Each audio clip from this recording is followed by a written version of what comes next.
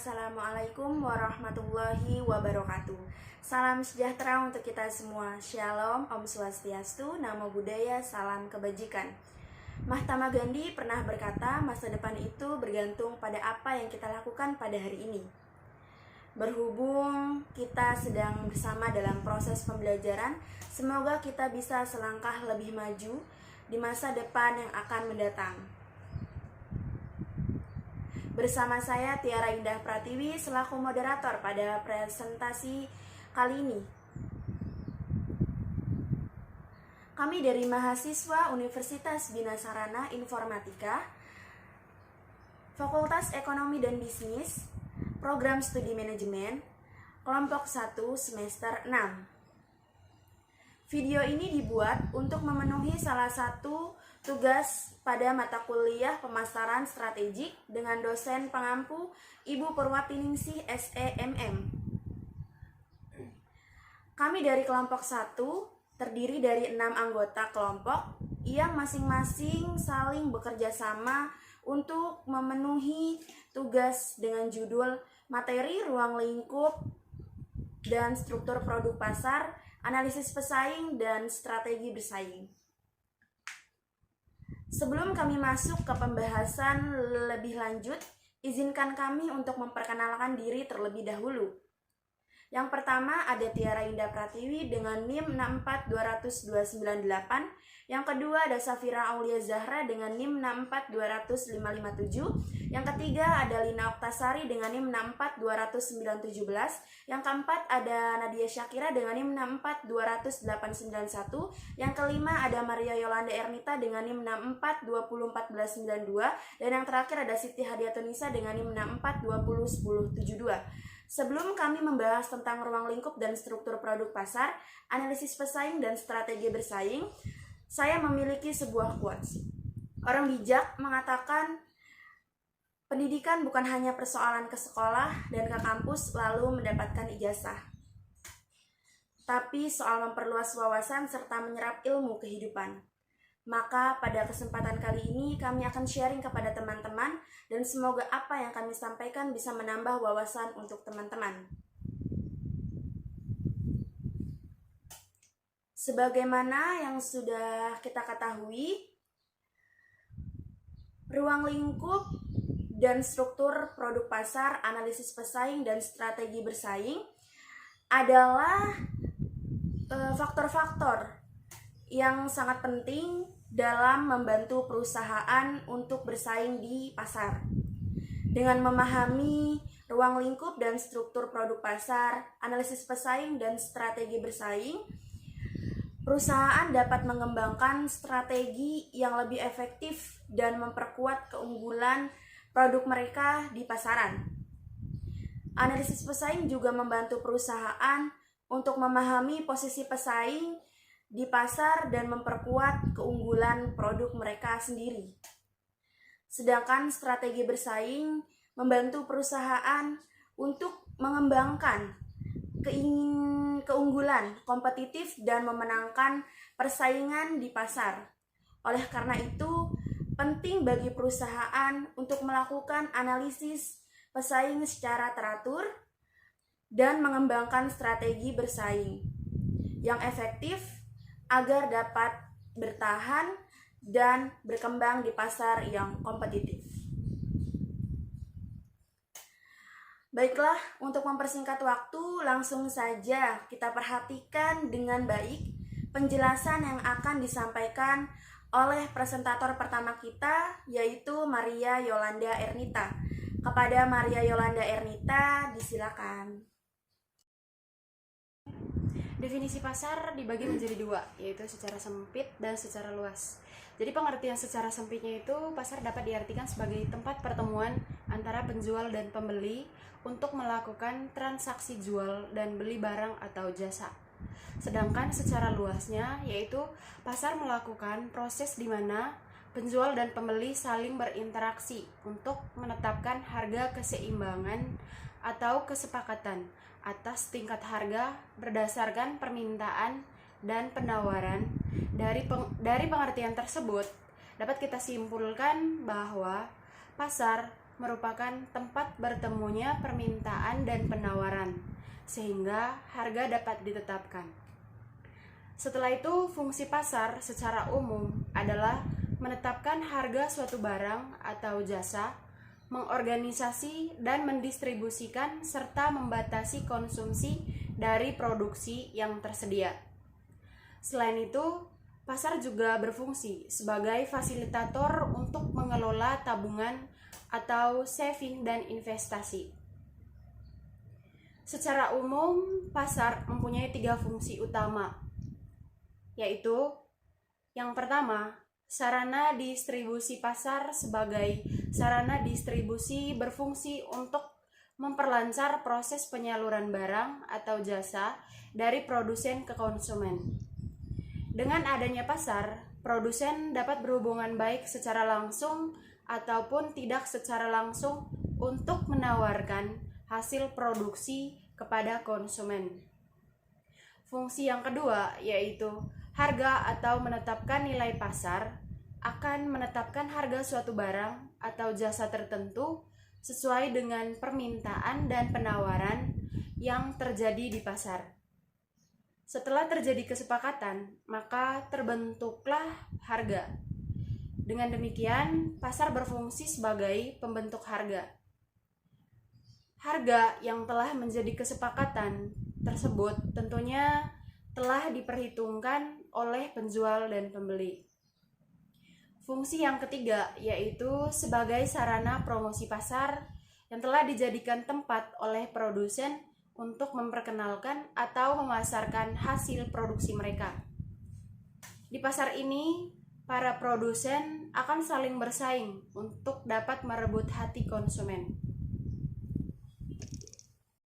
Saya Safira Wajara akan menjelaskan bentuk-bentuk pasar. Bentuk-bentuk pasar dibagi menjadi 4 bagian. Yang pertama, ada berdasarkan mutu pelayanan. Berdasarkan dari mutu pelayanan, pasar dapat dibedakan menjadi pasar tradisional dan modern. Pasar tradisional adalah pasar yang dibangun oleh pemerintah swasta, koperasi, atau swadaya masyarakat. Usaha perdagangan di pasar tradisional biasanya berskala kecil. Contohnya, seperti toko, kios, dan tenda yang dikelola oleh pedagang kecil dan menengah. Di pasar ini, proses jual beli dilakukan melalui tawar-menawar. Kedua, ada pasar modern. Pengelolaan pasar modern dilakukan secara modern. Proses tawar-menawar tidak dapat dilakukan seperti di pasar tradisional, karena setiap barang yang dijual di pasar modern sudah dilengkapi dengan label harga barang yang pasti seperti mall, supermarket, department store, dan shopping center. Yang kedua, ada berdasarkan sifat pendistribusian. Berdasarkan sifat pendistribusian, pasar dibedakan menjadi pasar grosir. Pasar grosir adalah pasar tempat dilakukannya usaha perdagangan partai besar. Pasar grosir biasanya menjual barangnya kepada pedagang lain yang skala usahanya lebih kecil. Harga barang di pasar grosir lebih murah karena pembeli harus membeli dengan jumlah yang banyak atau yang besar. Kedua, ada pasar eceran. Pasar eceran adalah pasar tempat dilakukannya perdagangan dalam partai kecil. Pasar jenis ini biasanya membeli barangnya di pasar grosir, kemudian menjualnya kepada pembeli akhir. Ketiga, ada bentuk pasar berdasarkan jaringan distribusi. Berdasarkan jaringan distribusi, pasar dibedakan menjadi pertama, ada pasar lokal. Pasar lokal adalah pasar yang meliputi suatu daerah tertentu dan barang yang diperjualbelikan adalah barang kebutuhan sehari-hari. Kedua, ada pasar daerah. Pasar daerah adalah pasar yang lebih luas dari pasar lokal dan biasanya meliputi suatu daerah tertentu, seperti pasar kecamatan atau pasar kabupaten. Ketiga, ada pasar nasional. Pasar nasional adalah pasar yang meliputi satu wilayah negara. Contohnya, ada pasar internasional. Pasar internasional adalah pasar yang memperjualbelikan suatu barang di beberapa negara, seperti pasar tembakau di Bremen, Jerman. Keempat, ada bentuk pasar berdasarkan waktu. Pasar berdasarkan waktu dapat dibedakan sebagai berikut. Ada pasar harian. Pasar harian yaitu pasar yang berlangsung setiap hari. Hampir pasar di daerah perkotaan berlangsung setiap hari. Kedua, ada pasar mingguan. Pasar mingguan adalah pasar yang berlangsung 1 hari dalam seminggu. Di daerah pedesaan biasanya dikenal adanya hari pasar dan berbeda-beda di setiap desa. Ada pasar desa yang hanya ada pada hari Kamis, Sabtu, atau Minggu. Kelima, ada pasar bulanan. Pasar bulanan adalah pasar yang hanya berlangsung setiap 1 bulan sekali. Contohnya, ada pasar tahunan. Pasar tahunannya itu pasar yang berlangsung sekali dalam setahun. Biasanya pasar tahunan ini dikaitkan dengan peringatan hari besar tertentu. Contohnya seperti saat ini Ramadan, ada pasar namanya pasar Ramadan. Yang kedua, saya akan menjelaskan struktur pasar dan elemen utama dalam struktur pasar. Struktur pasar adalah suatu variabel yang menunjukkan karakteristik dan kondisi suatu pasar seperti jumlah pembeli dan penjual, rintangan pasar. Struktur pasar terkait jumlah dan ukuran distribusi perusahaan dalam pasar serta mudah atau sulitnya masuk dan keluar pasar. Menurut Jaya 2021, terdapat 3 elemen utama dalam struktur pasar, yaitu pertama, pangsa pasar. Pangsa pasar adalah bagian dari keseluruhan permintaan suatu barang yang mencerminkan golongan konsumen menurut ciri khasnya, seperti dari tingkat pendapatan, umur, jenis kelamin, pendidikan, dan juga status sosial. Setiap perusahaan memiliki pangsa pasarnya sendiri dan berkisar 0 hingga 100% dari total penjualan seluruh pasar. Menurut neoklasik, landasan posisi pasar perusahaan adalah pangsa pasar yang diraihnya. Kedua, ada konsentrasi. Konsentrasi atau pemutusan merupakan kombinasi pangsa pasar dari perusahaan-perusahaan oligopoli di mana mereka menyadari adanya saling ketergantungan. Kombinasi pangsa pasar membentuk suatu tingkat pemusatan dalam pasar. Hambatan untuk masuk yaitu cara atau suatu dari perusahaan atau para pelaku industri untuk dapat masuk ke dalam pasar, mencakup dari segala sesuatu yang memungkinkan adanya terjadinya penurunan kecepatan persaingan baru.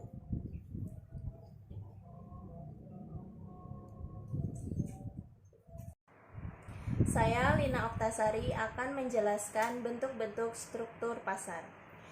Bentuk-bentuk struktur pasar dapat dikelompokkan menjadi 4 jenis, yaitu yang pertama, pasar persaingan sempurna, yang kedua, pasar monopoli, yang ketiga, pasar persaingan monopolistik, dan yang keempat, pasar oligopoli.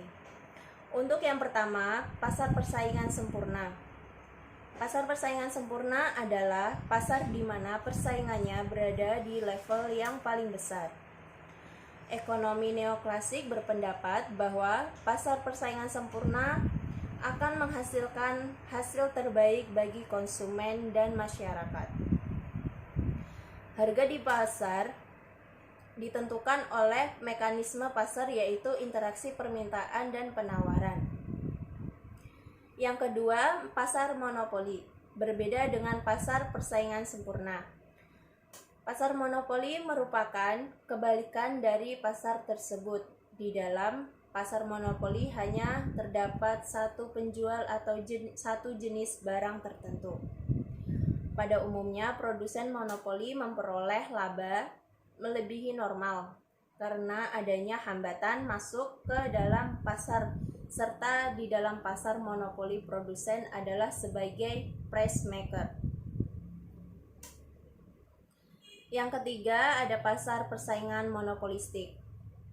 Pasar persaingan monopolistik adalah bentuk pasar yang di dalamnya terdapat banyak penjual dan yang menghasilkan atau menjual produk yang berbeda-beda. Pada dasarnya, persaingan monopolistik adalah pasar yang berada di antara pasar persaingan sempurna dan monopoli. Yang keempat, ada pasar oligopoli. Pasar oligopoli adalah struktur pasar yang industrinya didominasi oleh sejumlah kecil perusahaan yang saling bersaing. Setiap perusahaan memiliki kekuatannya yang cukup besar untuk mempengaruhi harga pasar. Selanjutnya, analisis pesaing. Setelah perusahaan mengidentifikasi pesaing utamanya, perusahaan harus menentukan strategi, tujuan, kekuatan, dan kelemahan mereka. Yang pertama, strategi adalah sekelompok perusahaan mengikuti strategi yang sama dalam pasar sasaran tertentu, disebut kelompok strategis. Yang kedua, tujuan dari identifikasi pesaing merupakan divisi dari perusahaan yang lebih besar. Penting untuk mengetahui apakah perusahaan induk menjalankannya untuk pertumbuhan, laba, atau memerahnya. Yang ketiga, ada kekuatan dan kelemahan. Kekuatan dan kelemahan secara umum merupakan perusahaan harus memperhatikan 3 variabel ini ketika menganalisis pesaing. Di antaranya, yang pertama ada pangsa pasar, share of market, pangsa pasar sasaran pesaing. Yang kedua, pangsa pikiran, share of mind. Dan yang ketiga, pangsa hati, share of heart. Selanjutnya, pengertian strategi bersaing. Strategi adalah suatu proses penentuan rencana berskala besar dan berorientasi pada masa depan berupa penetapan misi, pemilihan program, dan kebijakan, serta keputusan-keputusan tertentu yang diambil oleh manajemen puncak yang berfokus pada tujuan jangka panjang sehingga menghasilkan keunggulan bersaing. Pengertian strategi bersaing dari sebuah sumber buku. Menurut Pierce dan Robinson pada tahun 1997, strategi adalah rencana yang berskala besar dan berorientasi kepada masa depan untuk berinteraksi dengan lingkungan guna mencapai sasaran-sasaran yang akan dicapai perusahaan. Saya, Siti Hadiatunisa, akan menjelaskan karakteristik strategi bersaing. Strategi adalah suatu perencanaan yang jangka panjang yang disusun untuk menghantarkan pada suatu pencapaian yang dituju dan sasaran tertentu. Karakteristik strategi bersaing menurut Lestari 2011 terdapat 4 karakteristik dalam strategi bersaing. Yang pertama, target strategi.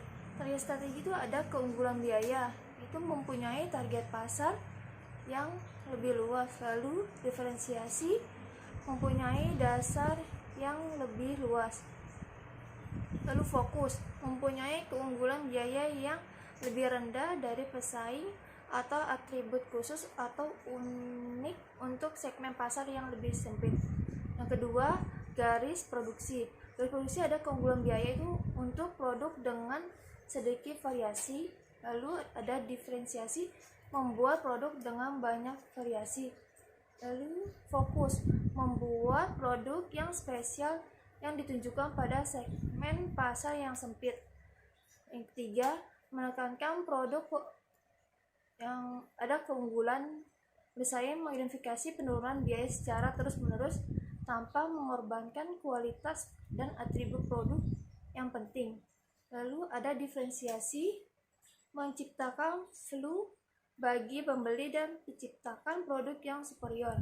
Lalu fokus membuat produk dengan harga murah atau unik yang ditunjukkan pada pangsa pasar yang sempit. Yang keempat, strategi bertahan. Strategi bertahan ada keunggulan biaya, itu menawarkan harga ekonomis dan bertujuan untuk mempertahankan keunggulan biaya. Lalu diferensiasi, mengkomunikasikan poin perbedaan dengan cara yang kredibel dan berusaha secara terus-menerus melakukan inovasi untuk menghindari imitasi persaingan. Lalu yang terakhir, fokus membuat produk dengan harga murah dibandingkan pesaing atau menawarkan produk unik yang ditujukan untuk pangsa pasar yang sempit dan perusahaan tidak perlu masuk ke segmen pasar lain atau menambah kategori produk untuk pasar yang luas. Selanjutnya ada jenis-jenis strategi menurut Kohler 1989 dan Mubarak tahun 2009. Terdapat beberapa jenis strategi yang bisa digunakan oleh perusahaan dalam mencapai keunggulan bersaing, antara lain yaitu sebagai berikut. Yang pertama, strategi diversifikasi adalah strategi yang paling tepat digunakan bila peluang yang baik dapat diperoleh di luar kegiatan usaha yang ada sekarang. Peluang di mana industri yang bersangkutan berdaya tarik tinggi dan perusahaan mempunyai bauran kekuatan bisnis yang dibutuhkan untuk dapat berhasil. Yang kedua, strategi korporasi adalah perencanaan jangka panjang secara menyeluruh mengenai bisnis apa yang hendak dimasuki oleh perusahaan yang mempunyai beragam bisnis dan apa yang diinginkan dalam bisnis tersebut sebagai bagian dari korporat, serta bagaimana cara perusahaan menciptakan nilai konfigurasi dan koordinasi dari aktivitas multi bisnis pada multi pasarnya. Saya akan melanjutkan penjelasan dari Siti Hadiatunisa terkait jenis-jenis strategi. Selanjutnya itu ada strategi tingkat bisnis, yaitu strategi yang dirumuskan dan dijalankan untuk mencapai tujuan bisnis yang diharapkan oleh suatu perusahaan. Tujuan bisnis perusahaan pada umumnya adalah untuk dapat berperan secara domain dalam posisi persaingan perusahaan di pasar. Yang berikutnya itu ada strategi fungsional dalam bidang pemasaran, adalah strategi yang berorientasi pada operasional dalam kegiatan bagi pencapaian tujuan dan sasaran bisnis suatu perusahaan. Strategi fungsional ini dikoordinasikan oleh strategi tingkat bisnis.